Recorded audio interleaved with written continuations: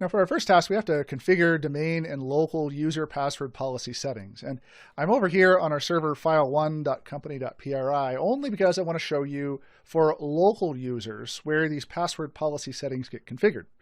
If I hit the start button here and type in local security, that will bring up the local security policy link here so that we can take a look at local security policy for this machine. Now, again, back in 4.10, the 4.10 content, we explored this just a bit. So this is kind of rehash if you were with me when we were going through that 4.10 content.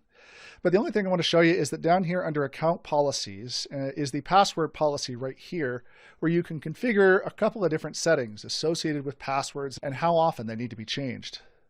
There's a similar item down here for the lockout policy. These are the account lockout durations and thresholds. I'll explore all of these here in just a second. But I just want to show you this here because this is the location where you configure these settings for the local users on these machines.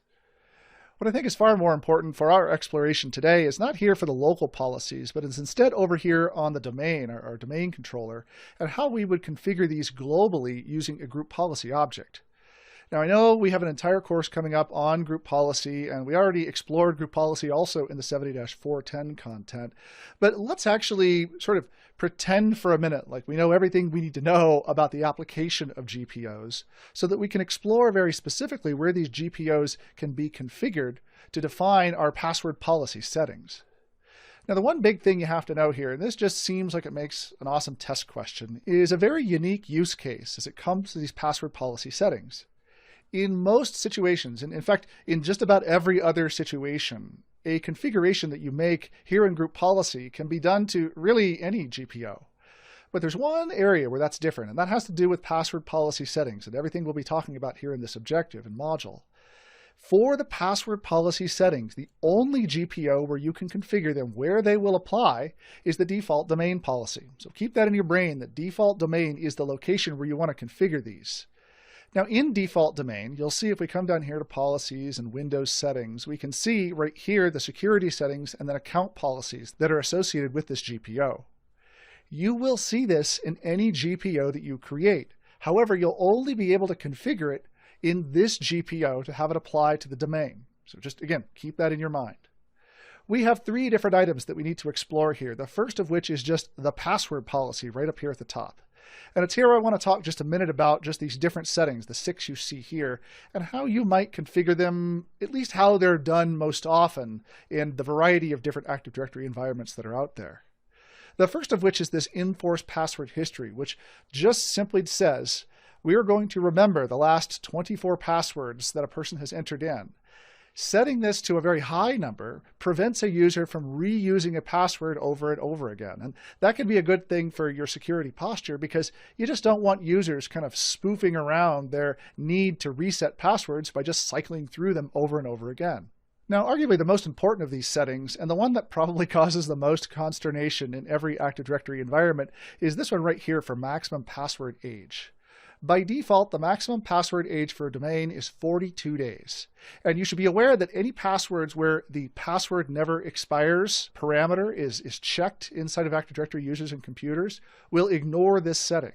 But for all the other accounts, a user would need to change their password every 42 days. You can adjust this to a different number. You commonly see this anywhere from 30 to 90, sometimes even more days between password changes. But a lot of times this is defined by your security policy or whatever regulation you're responsible for fulfilling. What is perhaps a little more complicated or misunderstood is the minimum password age down here, which is set to 1 day. Now the point here is to protect Active Directory and your user accounts from a user that attempts to just reset the password over and over again until they meet that 24 password limit. The idea being here that once a person changes a password, well, then they're unable to go about changing that password again until a 24-hour period has elapsed. This protects you again from a user purposely cycling through passwords so that they can keep the same one even as you're applying these maximum password ages. Another one here is the minimum password length. You can set this to a certain number of characters, again, typically based on your security policy. Also down here is where your password must meet the complexity requirements. Now, turning this on, which it is by default, ensures that a password that a person uses has to meet the following requirements. It cannot contain the user's account name or parts of their full name that exceed 2 consecutive characters. It has to be at least 6 characters in length. It also must contain characters from 3 of the 4 categories, like lowercase characters, uppercase characters, digits, and then special characters like exclamation points and dollar signs and so on. This is another enabled by default setting. This just ensures that users aren't typing in, a series of lowercase letters as their password, in the hopes that that would create a much better password for that user, a much less hackable password for that user. Now, commonly you'll see these configured in such a way so that the password complexity requirements are enabled. But these days, there's a lot of back and forth in the scientific community, as it were, for what the best approach might be for passwords. Passwords these days, they're recognized to be known that the longer the password is, the more challenging it is to hack or to decrypt. And so extending your minimum password length to a much longer set of characters can actually be something that may be useful to you.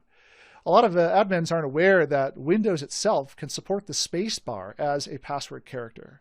So it's entirely possible for a user to use a passphrase as opposed to a password. All of these, again, depend on what your security and regulatory requirements are because, let's face it, those requirements may not be as up-to-date with the science in terms of what can and can't be decrypted. Now, the most important of these is the last one down here. Store passwords using reversible encryption. Do not enable this. The only time you would need to enable this is in the very rare circumstance where you have an NT40 type application, very old application that for some reason requires it. And even if then, it's a good idea to segregate out that application into its own domain. Storing passwords using reversible encryption provides a way to reverse the encryption on the password. And so keeping this disabled is a really good idea from a security perspective.